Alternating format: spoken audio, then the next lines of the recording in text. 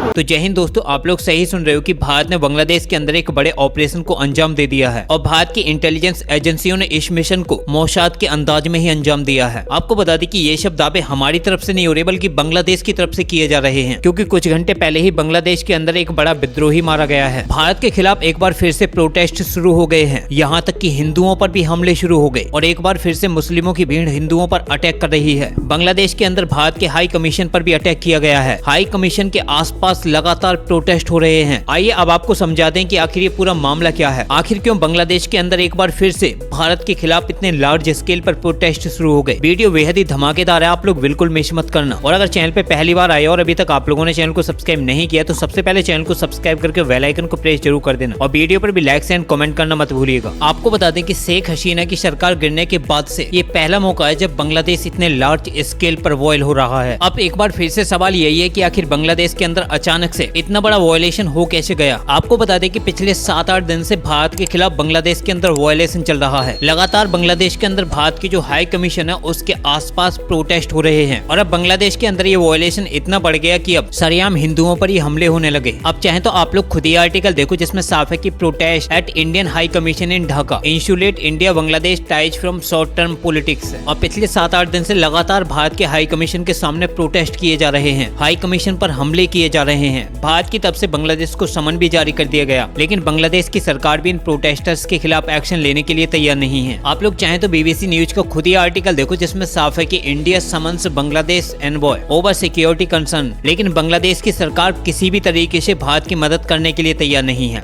आइए अब आपको बताते हैं कि आखिर बांग्लादेश में हुआ क्या है, क्यों बांग्लादेश भारत पर यह आरोप लगा रहा है कि भारत की जो इंटेलिजेंस एजेंसी है रॉ, उसने बांग्लादेश के अंदर एक बड़े मिशन को अंजाम दिया है। अब इसके लिए आप लोग सबसे पहले यह आर्टिकल देखो जिसमें साफ है कि Bangladeshi student uprising leader Usman Hadi dies week after being shoot. आपको बता दें कि उस्मान हादी बांग्लादेश का एक विद्रोही नेता था जो 2024 में हुए वायलेशन का भी मास्टरमाइंड था, क्योंकि 2024 में जब बांग्लादेश की सरकार गिरी थी तो शरीफ उस्मान हादी ही उसका मास्टरमाइंड बताया जाता है, लेकिन पिछले ही वीक इसे गोली मार दी गई और एक वीक बाद ये जहन्नुम को चला गया। अब बांग्लादेश की इस युवा नेता के मरते ही पूरे बांग्लादेश में भारत विरोधी ताकतें एक्टिव हो गयी और एक बार फिर से बांग्लादेश के अंदर प्रोटेस्ट शुरू हो गए। अब शेख हसीना की सरकार गिरने के बाद से एक बार फिर भारत और बांग्लादेश के बीच में जंग जैसे हालात बन गए। दोनों ही देश के जो वायलेटर रिलेशन है वो बेहद ही खराब स्थिति में पहुंच चुके हैं और ये सब कुछ इसलिए हो रहा है क्योंकि रिसेंटली बांग्लादेश में इलेक्शन होने वाले हैं और इस समय बांग्लादेश की सरकार किसी भी कीमत पर शेख हसीना को इलेक्शन में नहीं उतरने देना चाहती, क्योंकि शेख हसीना जी के लड़के ने भी ये बिल्कुल साफ कर दिया कि बांग्लादेश के अंदर जजमेंट पूरी तरीके से बिक चुका है, क्योंकि जिस तरीके से पाकिस्तान के अंदर इमरान खान के खिलाफ हो रहा है ठीक उसी तरीके से बांग्लादेश के अंदर भी शेख हसीना के साथ होने वाला है, क्योंकि इस समय पाकिस्तान पर भी शहबाज शरीफ और वहाँ की आर्मी का ही कंट्रोल है। और कुछ खबरें तो ये भी आई थी कि जेल में बंद इमरान खान को मार दिया गया है और ये पहला मौका है जब भारत ने इमरान खान के लिए एक जंग छेड़ दी है और भारत ने किसी पाकिस्तानी नेता के लिए मुद्दा यूनाइटेड नेशन में उठा दिया है। आपको बता दें कि इस समय यूनाइटेड नेशन की जो प्रेसिडेंसी है वो पाकिस्तान के ही हाथ में है, उसके बावजूद भारत ने पाकिस्तान के खिलाफ ये नई जंग छेड़ी। आप लोग पहले आर्टिकल देख लो। आर्टिकल में साफ है कि in India UN address and Imran Khan डिगेट Pakistan unique way of respecting. अब यूनाइटेड नेशन के अंदर जो भारत के परमानेंट रिप्रेजेंटेटिव हैं परवथन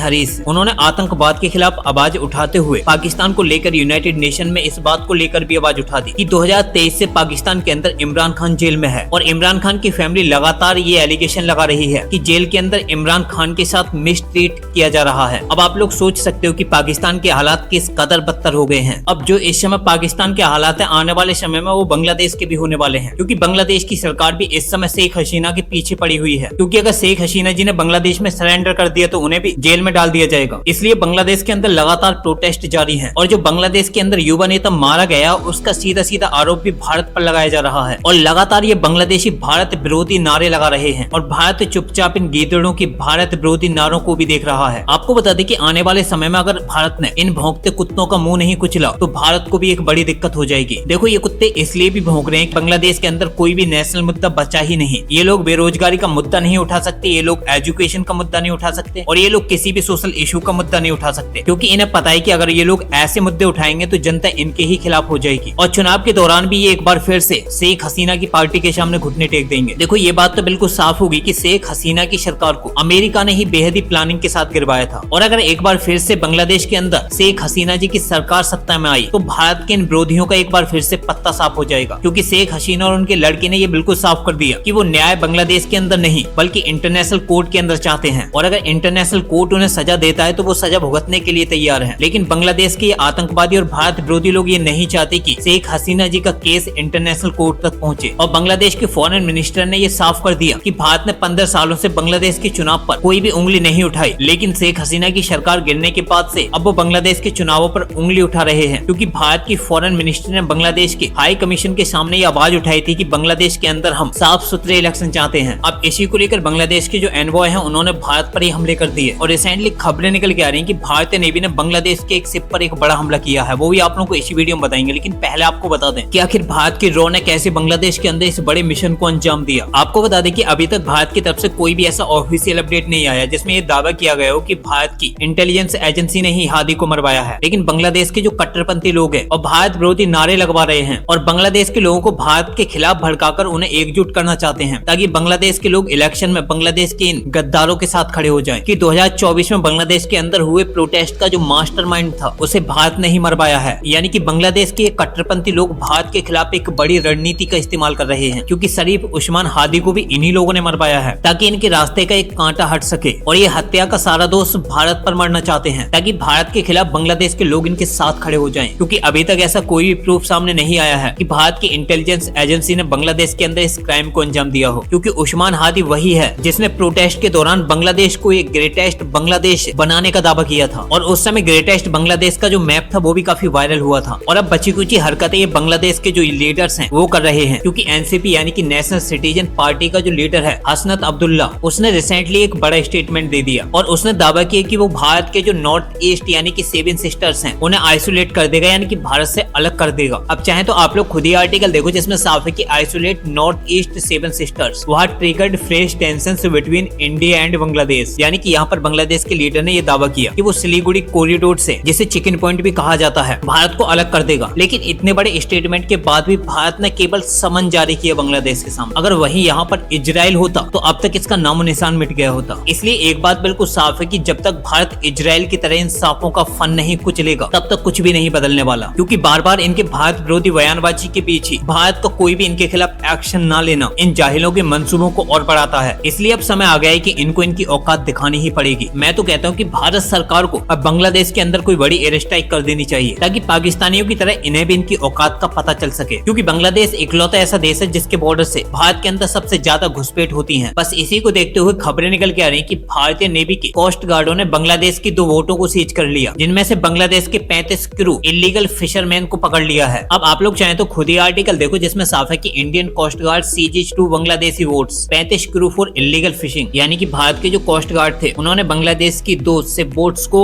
सीज कर दिया, और ये पूरी घटना वे ऑफ बंगाल की है, जहां पर बांग्लादेश के जो फिशरमैन थे वो इलीगली भारत के एरिया में घुस गए थे। जिसके बाद भारतीय कोस्ट गार्ड ने बांग्लादेशी फिशरमैन पर जबरदस्त एक्शन किया, और ये एक्शन बिल्कुल उस समय हुआ है जब बांग्लादेश के अंदर भारत के खिलाफ प्रोटेस्ट हो रहा है, हिंदुओं की मॉब लिंचिंग हो रही है। यानी कि ऐसे समय में भारत का ये तगड़ा एक्शन बांग्लादेश को उसकी औकात दिखाता है। फिलहाल आप लोग इन सभी खबरों पर क्या कहना चाहते हो अपनी राय कमेंट बॉक्स में जरूर बताना, और इस वीडियो में इतना ही। मिलते हैं एक नई वीडियो के साथ, तब तक के लिए जय हिंद जय भारत।